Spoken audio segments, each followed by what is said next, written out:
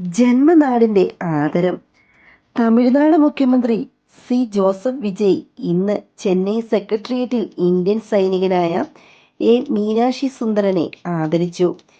ഭീകരവിരുദ്ധ ദൗത്യത്തിനിടെ പ്രകടിപ്പിച്ച അസാധാരണ ധീരതയ്ക്ക് ലഭിച്ച രാജ്യത്തെ രണ്ടാമത്തെ ഉയർന്ന സമാധാനകാല വീരതാ പുരസ്കാരമായ കീർത്തിചക്ര നേടിയ അദ്ദേഹത്തിന് തമിഴ്നാട് സർക്കാരിന്റെ ഭാഗമായുള്ള 48 ലക്ഷം രൂപയുടെ ധനസഹായ ചെക്ക് മുഖ്യമന്ത്രി കൈമാറി.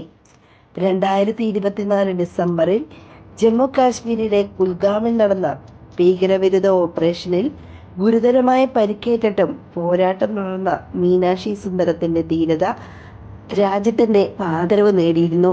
അദ്ദേഹത്തിന്റെ സേവനവും ത്യാഗവും യുവതലമുറയ്ക്ക് പ്രചോദനമാണെന്ന് മുഖ്യമന്ത്രി വിജയ് പറഞ്ഞു.